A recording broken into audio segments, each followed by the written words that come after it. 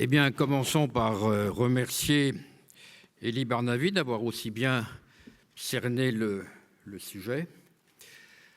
Mise en œuvre d'une violence visant les civils de nature indiscriminée.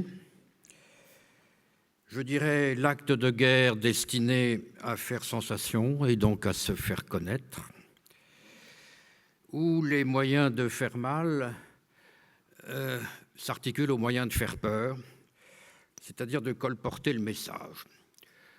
Je ne vais pas m'appesantir sur cet aspect, disons, médiologique, où il faudrait mettre en concomitance la rotative et Ravachol, le satellite de diffusion directe et Abu Nidal, l'informatique et Al-Qaïda. Mais disons que, pour résumer, qu'un terroriste sans journaliste, c'est un acteur sans public. C'est une lettre sans timbre, et donc en ce cas, on peut voir le régime médiatique comme assurant, je dirais, le service de presse du terrorisme. Mais ce n'est pas cet aspect dont je voudrais parler. Et bien sûr, après ce que Elie a tout dit, je ne vais pas parler des bons chrétiens qui, aux États-Unis, massacrent à l'aveuglette leurs compatriotes.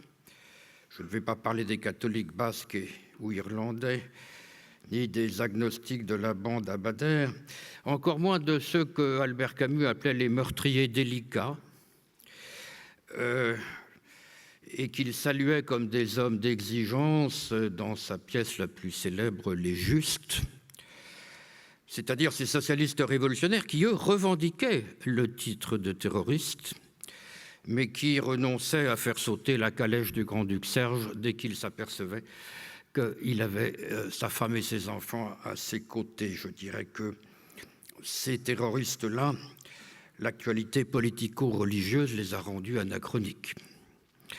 Je ne parlerai pas non plus du terrorisme d'État, dont on fera état plus tard, ni du contre-terrorisme, qui est sans doute l'un des pires effets du terrorisme tout court. Non, je veux poser la question, qui est d'actualité.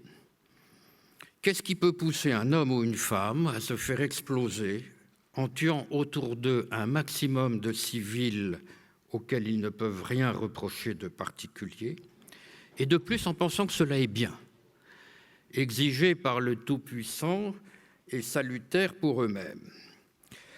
Alors je vais là toucher un angle mort, et je le ferai parce que j'ai un peu fréquenté l'anthropologie religieuse ces dernières années.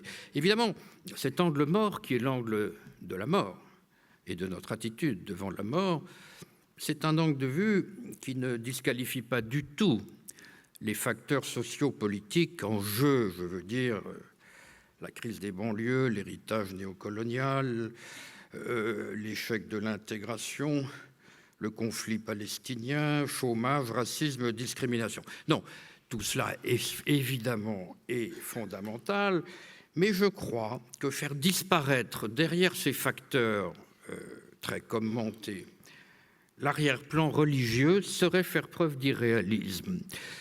Et j'ai eu ce sentiment quand j'ai lu les 567 pages du rapport de la Commission américaine sur le 11 septembre. Tout est dit sur le comment, de façon d'ailleurs extrêmement courageuse et précise, mais rien n'est dit sur le pourquoi du comment, c'est-à-dire sur les motivations des acteurs eux-mêmes. Le chef des pirates de l'air, Mohamed Atta, aux commandes du Boeing qui a percuté le World Trade Center, a pourtant laissé un testament écrit de sa main. Il exhorte ses proches à craindre Dieu et, dit-il, à ne pas se laisser détourner par la vie. Il exige que les femmes enceintes et les personnes impures ne viennent pas se recueillir sur sa tombe et que celui qui lavera son corps au niveau des organes génitaux porte des gants afin de ne pas être touché à cet endroit. Je cite. Et on dit que ce pieux jeune homme, dont ses employeurs, paraît-il, n'avaient qu'à se luer, s'est rasé le pubis avant de gagner l'aéroport de Boston. Il tenait d'ailleurs à ce que ses habits mortuaires soient blancs, mais surtout pas en soie, dans une étoffe très simple. Parce qu'il avait des houris aux seins arrondis et aux grands yeux noirs qui l'attendaient dans l'au-delà, et ces houris réclament des amants propres sur eux. Donc je vais vous toucher un mot du paradis, auquel je suppose vous ne prêtez pas une réalité parce que vous avez oublié le mot de Napoléon, l'imaginaire gouverne le monde. Et le jardin d'Éden, nous le réservons aux cimaises des musées et aux îles Marquises. C'est très imprudent parce que le jardin d'Éden, qui nous fait sourire, a tout pour faire frémir. Je lisais tout à l'heure un article de l'Algérien Kamel Daoud. Ce qui agite les âmes, écrivait-il, c'est le paradis. Comique? Non. Ce n'est plus depuis longtemps une question de fantasme amusant, mais une question de vie et de mort. Dans certaines régions, on peut vous tuer si vous dites que vous n'y croyez pas. Et on se tue soi-même pour y aller plus vite. Fin de citation. Alors, on peut se demander d'où vient ce pouvoir de fascination. Je crois qu'il vient de la réconciliation qu'il permet entre les pulsions de vie et les pulsions de mort. Je veux dire, c'est une alliance miraculeuse entre deux notions généralement contradictoires, Eros d'un côté et Thanatos de l'autre. C'est-à-dire, c'est ce qui transforme ma mort en vie. En sorte que l'attentat suicide du fou de Dieu n'est pas, de son point de vue, un caprice sanguinaire, c'est le moyen le plus court de prolonger sa vie, ou plutôt de lui donner enfin une vie pleine, une sorte de lupanar divin, sans doute plus épanouissant que ce que c'était que pour les Juifs la réunion avec ses pères dans le sein d'Abraham, les Champs-Élysées des Grecs ou le Valhalla des Germains. C'est plus jouissif, ce qui, dans un milieu de misère sexuelle ici-bas, n'est pas à dédaigner. En tout cas, la destination paradis, c'est une sorte de prêt au sacrifice, comme on dit, un prêt à penser ou un prêt à porter. C'est un mode d'emploi passe-partout qu'on peut monter, démonter à volonté. C'est un peu l'irruption d'IKEA dans l'au-delà. Et alors, si l'on est persuadé que tout musulman mort au combat monte au 7e ciel, on est tout à fait fondé à vendre à ses co-détenus, à ses co-religionnaires, à son voisin de palier, une très bonne affaire, qui est de son intérêt bien compris.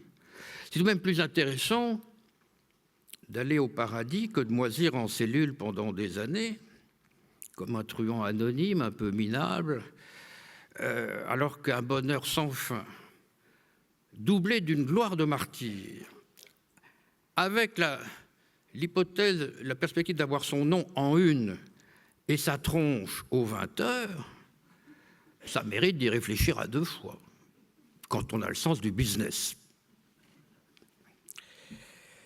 Alors,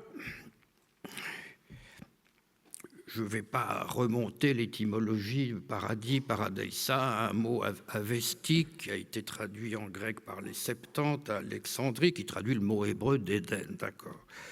Et ceux qui ont inventé ce mot n'auraient sans doute pas douté les usages qu'on pourrait en faire.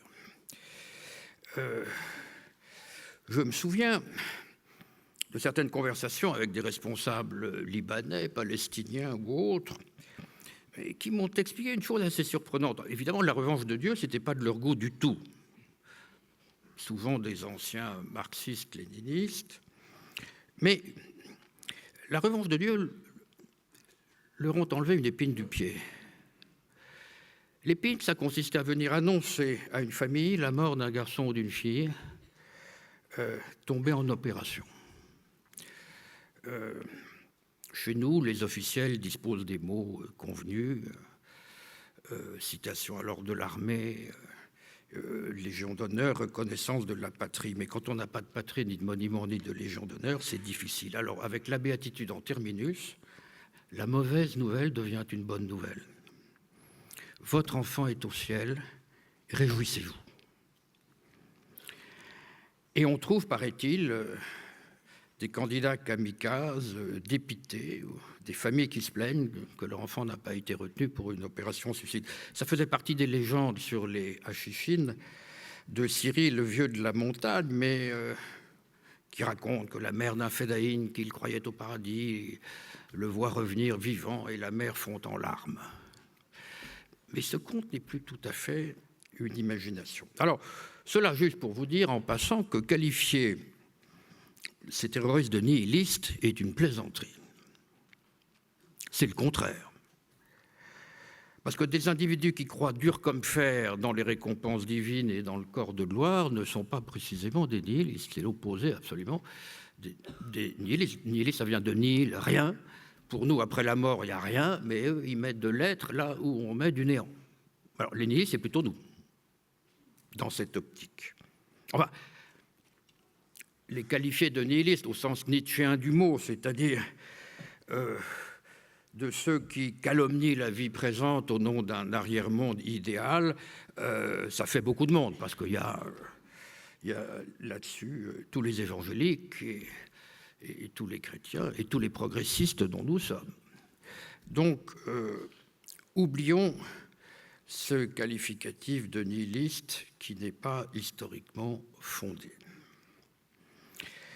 Alors, il faut réfléchir à ce que Olivier Roy qualifie d'aberration. Mais l'aberration, dans le contexte où il l'emploie, c'est le fait que les seuls à parler du paradis dans l'espace public, ce sont aujourd'hui des terroristes. Et pourtant, le paradis, c'est une très vieille connaissance, n'est-ce pas ? Le problème, c'est que tous nos plans de déradicalisation se heurtent à cette sorte de plancher de verre, parce que c'est un plancher de verre qu'on ne voit pas, par exemple parce qu'il est indétectable sur les portiques de sécurité, indétectable quand on filtre les big data, et on en oublie que le scénario damnation-rédemption et toute la kyrielle de représentations et de sentiments qui vont avec, la culpabilité, l'espérance, le châtiment, l'expiation, c'est un bien commun à toutes les religions du livre, et notamment à toutes les religions dites du livre, et notamment à la nôtre, le christianisme, en tout cas tel qu'il était jadis. Alors on peut dire qu'en Europe, le bureau des affaires eschatologiques a fermé vers la fin du XVIIIe siècle. Il y a une tentative intéressante sous la Révolution avec Robespierre, avec cette sorte de devise très espérantiste qui est inscrite encore sur les portails de certaines de nos églises, enfin l'encre a beaucoup pâli, et qui est, je parle sous le contrôle d'Élie Barnavy, historien, le peuple français croit en l'existence de l'être suprême et en l'immortalité de l'âme. Dernier sursaut, si j'ose dire, dernier sursaut eschatologique. Eschatologie, c'est la réflexion sur les fins dernières, n'est-ce pas ? Et aujourd'hui, on peut dire que le temps historique a décroché du temps cosmologique. Évidemment, le roman national a fait de son mieux au XIXe et au XXe siècle pour relayer le roman religieux. Enfin, le succès a été mitigé et surtout très cher payé, si on pense à la guerre de 14, par exemple. Disons que l'autre monde a quitté notre panoplie de croyances disponibles et ne nous reste plus que les paradis fiscaux, ce qui est tout de même une consolation un peu maigre. C'est vrai qu'il y a le Club Med, bon, d'accord. Je ne dédaigne pas tout ça. Mais enfin, je dirais que jamais l'action publique n'aura été moins futuriste qu'aujourd'hui. Et les luttes finales, c'est comme ça qu'on disait quand on chantait l'Internationale, enfin, on peut encore le chanter. Enfin, les luttes finales, sur la terre comme au ciel, n'ont jamais été moins présentes à nos esprits. Les chrétiens eux-mêmes ont perdu le jugement dernier. Et ils ont perdu le paradis. Billy Graham le situait encore, géographiquement parlant, mais il disait qu'il était en dehors du système solaire. En tout cas, le paradis, pour Billy Graham, dont je vous rappelle qu'il était le pasteur de l'Amérique, et notamment de la Maison-Blanche, attribuait encore au paradis un domicile fixe. Bah, nous, non. Et d'ailleurs, quand vous regardez le catéchisme universel de l'Église catholique, le paradis n'est plus un lieu, c'est un état, et un état intérieur. Donc il y a une sorte de dilution. Alors, je ne vais pas vous expliquer les raisons de l'évanescence du paradis dans notre culture. En gros, quand on renonce au paradis origine, il n'y a plus de paradis final, parce qu'on a gommé Adam et Ève, qui vivaient au paradis. Dès qu'on a pris un télescope, on s'est aperçu que c'était là-haut tout comme ici. Et puis les sciences de la Terre, bref, exit Adam et Ève, donc exit le lieu où on va les retrouver après sa mort. Pour qu'il y ait un paradis promis, il faut qu'il y ait un paradis perdu. Il n'y a plus de paradis perdu, exit la promesse.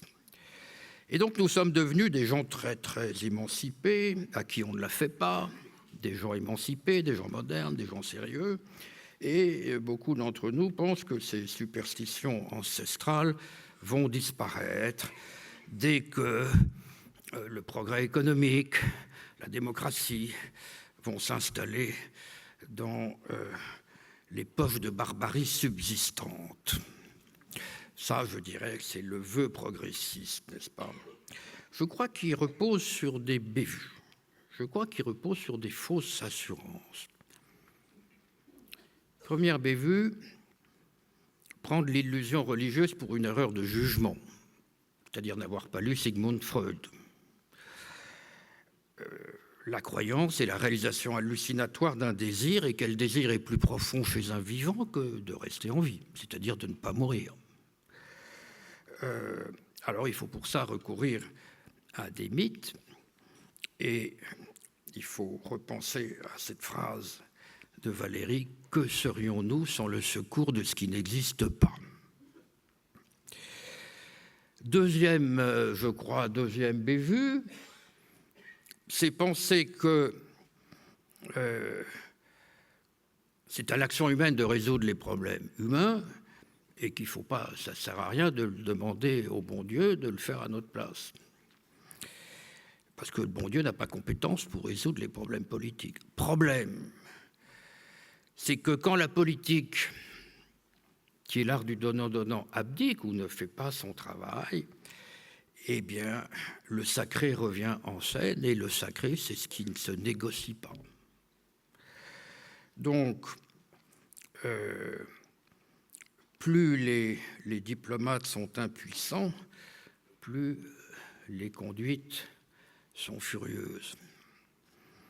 Et d'ailleurs, je cite encore Kamel Daoud, qui se demande pourquoi le paradis. L'échec du nationalisme, du socialisme, du communisme, de toutes les utopies chez nous au Sud. Échec des utopies, et donc retour du bon Dieu. Échec des utopies, d'ailleurs, auxquelles le Nord a largement contribué par le passé et continue de le faire avec ses brillantes opérations en Somalie, Irak, Afghanistan, Libye, etc. Enfin, je passe sur cet aspect. Et puis, je dirais, troisième bévue, c'est penser que le progrès scientifique et technique va liquider toutes ces croyances infantiles qui sont le fruit de sociétés sous-développées, qui débarrasseront le plancher dès que leur retard économique sera comblé. Alors ça, c'est encore ce qu'il y a de plus bête, parce que c'est oublier ce qu'on appelle en médiologie l'effet jogging, c'est-à-dire que depuis que les citadins ne marchent plus, ils courent. C'est oublier la dialectique Coca-Cola-Ayatollah, c'est-à-dire plus vous mettez Coca-Cola dans un pays, plus vous récoltez d'Ayatollah. Autrement dit, c'est oublier que la mondialisation techno-économique crée une balkanisation politico-culturelle, autrement dit que l'archaïsme, c'est pour demain. Car l'archaïque, ce n'est pas ce qui est périmé, c'est ce qui remonte à la surface en cas de crise générale, selon l'étymologie du arché en grec. Je vous signale que c'est à la fois l'archive et le commandement. C'est l'archonte, c'est celui qui prend le pouvoir. Alors, je voudrais juste mentionner un petit mot sur ce que j'appelle le précipité médiologique, c'est-à-dire l'ère numérique. Terrible. Pourquoi ? Parce que c'est la désintermédiation, c'est-à-dire la société de l'accès, comme on dit, et qui donne un accès direct au texte sacré, et donc à ce littéralisme textuel qui est à l'origine de beaucoup de délires. C'est-à-dire que Dieu en ligne, c'est, je dirais, court-circuiter la médiation institutionnelle, cléricale, et c'est se mettre en contact avec des textes qui sont généralement apocalyptiques. Quand vous lisez l'Apocalypse de Jean et que vous n'êtes pas très au fait de l'interprétation symbolique, vous savez, vous avez une feuille de route un peu dangereuse, hein, parce que l'Apocalypse de Jean, c'est même un festival inouï de massacres, de cataclysmes, etc. Et précisément, parlant des jeunes passés par la prison et de la petite délinquance sans formation religieuse préalable, Olivier Roy a bien noté qu'ils adhèrent d'emblée à une vision apocalyptique de l'islam, avec l'idée que la violence va hâter la fin du monde. Ils ne cherchent pas à établir une société islamiste. Pour eux, c'est la fin des temps imminente. Pourquoi édifier une société islamique qui ne sera jamais aussi bien que celle du prophète ?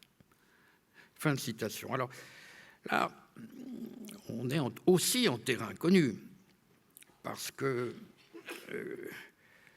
croire au jugement dernier, c'est refuser d'abandonner le monde à une logique de domination, c'est entrer en résistance, c'est l'arme ultime des plus démunis, et on ne va pas revenir sur nos épisodes apocalyptiques. Élie évoquait tout à l'heure les Sicaires et Massada, très calomniés par Flavius Joseph, tout de même, tu en conviendras, Élie, parce qu'en bon collabo, il devait dire du mal de ses petits copains qui ne l'avaient pas suivi. Mais c'est vrai qu'à chaque fois qu'il y a une impatience messianique, ça barde, parce que c'est l'idée que la fin du monde est pour demain, et toutes les flambées millénaristes de notre histoire, les Hussites, les Anabaptistes, etc., mettent en avant les radicaux, et les radicaux sont ceux qui veulent mourir, les modérés ne veulent pas mourir. Et ils ont intérêt à mourir bien, c'est-à-dire à accumuler le maximum de bons points avant de passer devant le juge suprême. Donc les époques d'impatience, ce sont des époques généralement dangereuses, mais on connaît bien aussi ce problème, puisque également, au fond, il n'y a pas que les religions historiques, et même les religions séculières connaissent ce problème. Ça a été le problème des partis communistes pendant 100 ans. La révolution, d'accord, c'est le programme, mais ne précipitons rien. Et il faut prendre son temps, c'est-à-dire il faut décaler, recaler le calendrier annoncé en spiritualisant les échéances. En tout cas, là où il n'y a pas de clergé, et je pense aux sunnites, et comme je pense aussi aux néo-évangéliques, là où il n'y a pas une hiérarchie accréditée pour refroidir, je dirais, la surchauffe des origines, il y a possibilité toujours de sectes, de délires, de dissidence. Ce qui fait du millénarisme, je dirais, un populisme métaphysique. Il envoie balader les ayants droit de la doctrine, les clercs, les imams qui sont pleins d'argussie, et il faut frapper. Et d'ailleurs, c'est troublant de voir que les premiers millénarismes en Occident, enfin je pense au livre d'Hermann Cohn sur l'Apocalypse, les premiers millénaristes ont accompagné le premier essor urbain de l'Occident. Et l'essor urbain du Sud et du tiers-monde est propice à ce genre d'effervescence. Voilà, enfin ça c'est... Bon, alors maintenant, je ne sais pas combien de temps il me reste. Je voudrais juste noter quelque chose. Donc, c'est vrai, nous sommes fondés à ressentir comme infâme l'idée que pour gagner le ciel, il ne faut pas seulement se tuer soi-même, mais il faut tuer les autres. Je vous rappelle seulement que ça a été la doctrine du monde chrétien pendant 1000 ans. Et que les croisés, quand ils ont pris Constantinople ou Jérusalem, ils ne se sont pas contentés de massacrer les hommes, ils ont massacré les femmes et les enfants aussi. Bon, mais passons sur ça. Je veux en venir au point essentiel, qui, en évoquant une phrase connue de Malraux, toute civilisation, dit-il, est hantée visiblement ou invisiblement parce qu'elle pense de la mort. Et ça, je crois que la question de savoir si tout est joué ou non à la mort physique, c'est une question qui permet, je crois, d'établir une ligne de partage entre deux modes de vie et, je dirais, deux périodes de l'histoire peut-être. Une illustration. En 1914, je crois le 22 août, 25 000 Français sont tués dans la journée. Bataille de la Marne. Le président Poincaré n'est pas sorti de son bureau. Il a continué à gérer les affaires courantes. 100 ans plus tard, apprenant en 2011 que 7 soldats français sont tombés en Afghanistan dans une embuscade, le président Sarkozy se rend sur place et une extraordinaire cérémonie d'hommage national se déroule en grande pompe. C'est-à-dire qu'en l'espace d'un siècle, il s'est produit une révolution culturelle dans notre inconscient collectif. Une sorte de bascule dans la psyché collective, dont évidemment nos manières de faire la guerre ne peuvent pas ne pas tenir compte. Alors, d'où l'expression « la guerre contre le terrorisme », qui est un peu, je crois, le thème. Voilà. Alors, cette expression, elle prête tout de même à quelques objections. Elle est certes utile d'un point de vue politique et psychologique. C'est une mobilisation. Ça permet une mobilisation à la fois civique et morale. Enfin, la formule est tout de même un peu contestable. D'abord parce qu'il s'agit d'un problème de police, essentiellement. Parce que la force militaire n'est jamais venue à bout d'une conviction. Et enfin parce que le terrorisme n'est qu'un mode opératoire. Ce n'est pas une force en uniforme, localisable, circonscrite à un territoire ou à un État. Au fond, c'est un mode d'action auquel tous les acteurs de l'histoire contemporaine ont eu recours un jour ou l'autre. Donc, la guerre contre une modalité est quelque chose de peut-être qui peut poser question. En tout cas, si guerre il faut admettre qu'il y a une certaine asymétrie dans les dispositions intimes des belligérants. C'est-à-dire qu'un soldat, pour qui la mort est une catastrophe, n'a pas exactement le même allant ni la même liberté de manœuvre qu'un soldat pour qui c'est une bénédiction. Il y a un certain décalage psychologique. Alors évidemment que la supériorité, l'écrasante supériorité technologique occidentale voudrait bien annuler, et qu'elle annule en fait, par un contrôle de tout le bleu de la planète, c'est-à-dire le ciel et les mers. Enfin, dès qu'on met le pied dans le gris, c'est-à-dire à terre, cette dissymétrie se ressent et les Occidentaux sont forcés de se bunkériser, c'est-à-dire perdre le contact avec la population locale, parce qu'il faut évidemment économiser les morts et éviter les retours de cercueil. Bon, alors, tout de même, je crois que le terrorisme nous pose une question à nous, qui n'est pas seulement celle de savoir pourquoi on est, nous, capables de mourir, mais qui est, je dirais, plus largement la question du futur, la question, je dirais, de l'après. Le futur, bien sûr, c'est-à-dire notre paradis a été transporté du ciel à la terre avec les religions séculières, disons, qui naissent au XIXe siècle.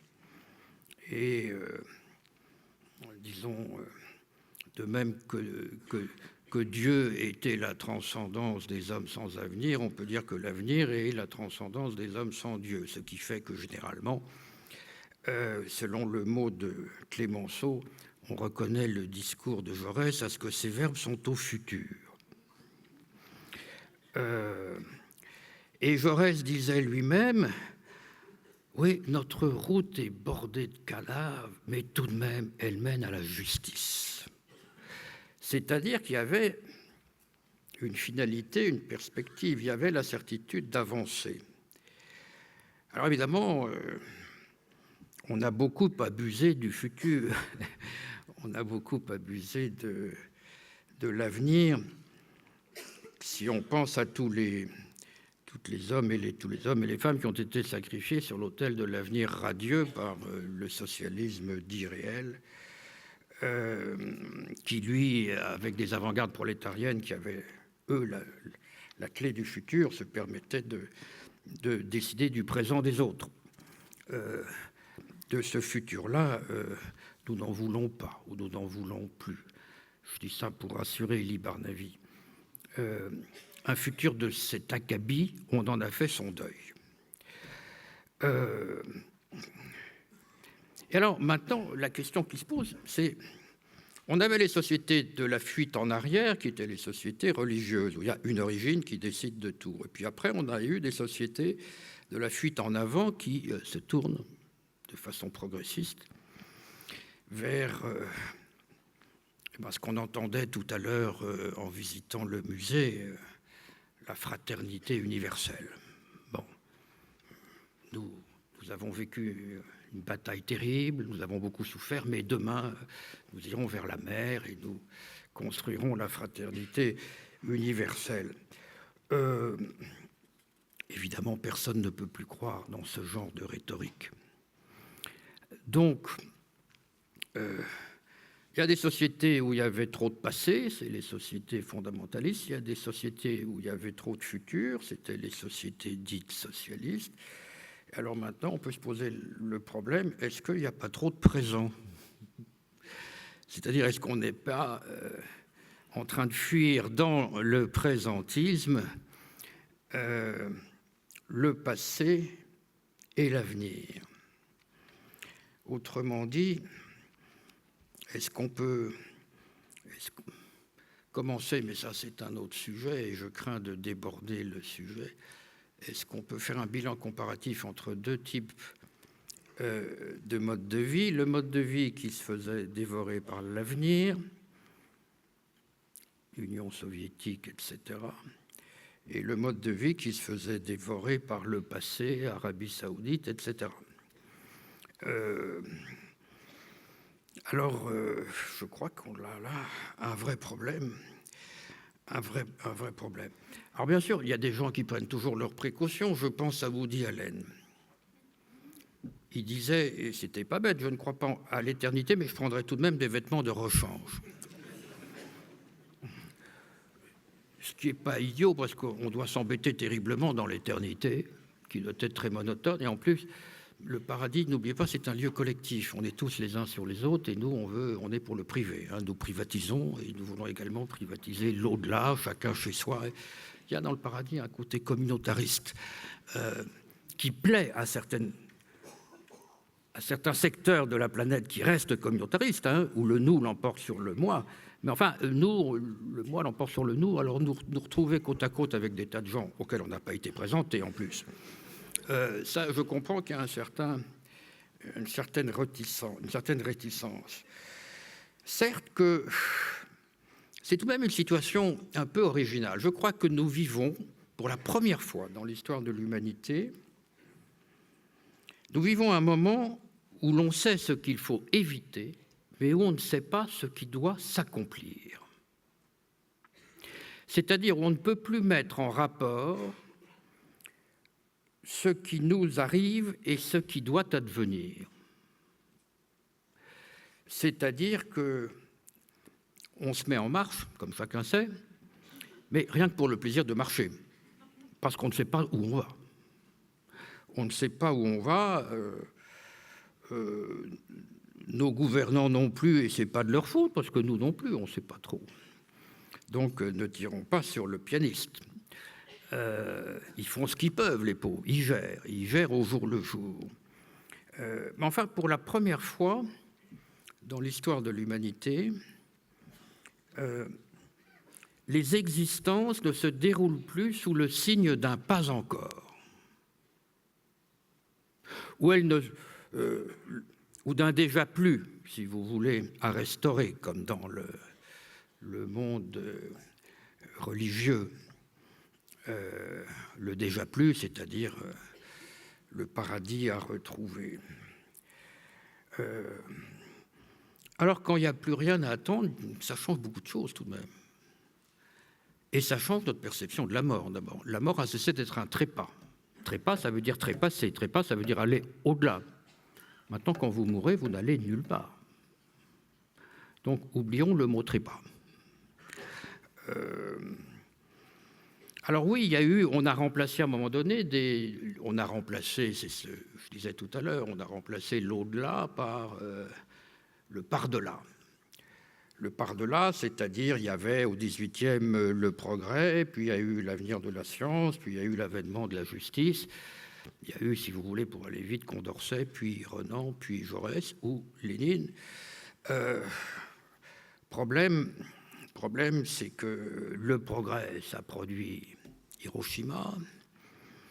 La science, ça produit Hiroshima. Le progrès, ça produit le glyphosate et le trou d'ozone. Et la justice, la colima. Donc, un tarissement, on peut dire, un tarissement des grandes perspectives, des grandes expectatives, des grands desseins, avec en dédommagement une remontée des appartenances, parce que moins vous avez d'espoir, plus vous avez besoin de mémoire. Donc prolifération des musées, de toutes les commémorations que nous savons, le reflux des espoirs et regain des mémoires étant les deux faces d'un même phénomène. Alors, un monde sans futur, c'est peut-être un monde sans esprit. Alors, je ne dis pas que l'inclinaison vers l'avant n'a pas eu son pour et son contre. Mais enfin, c'est vrai, quand on attendait le jour J, ça mettait un peu de suspense dans le train-train. Et puis, ça permettait de dire à ceux qui s'impatientent, attendez, vous allez voir plus tard. Maintenant, on ne peut plus dire aux pauvres, aux gens occupés, je veux dire victimes d'une occupation, on ne peut plus leur dire soyez patients, la révolution c'est pour demain. Donc ils s'impatientent. Et comme ils s'impatientent, ils s'exaspèrent. Et comme ils s'exaspèrent, ils posent des bombes. Ils se font sauter avec. Bon. Quant à l'immortalité, nous, on a trouvé un moyen de refiler le problème aux médecins, c'est-à-dire au post-humanisme, qui vont plus s'occuper de l'immortalité de l'âme, mais de l'immortalité des corps. Il y a eu un transfert de responsabilité, si vous voulez. Et en tout cas, la question est de savoir si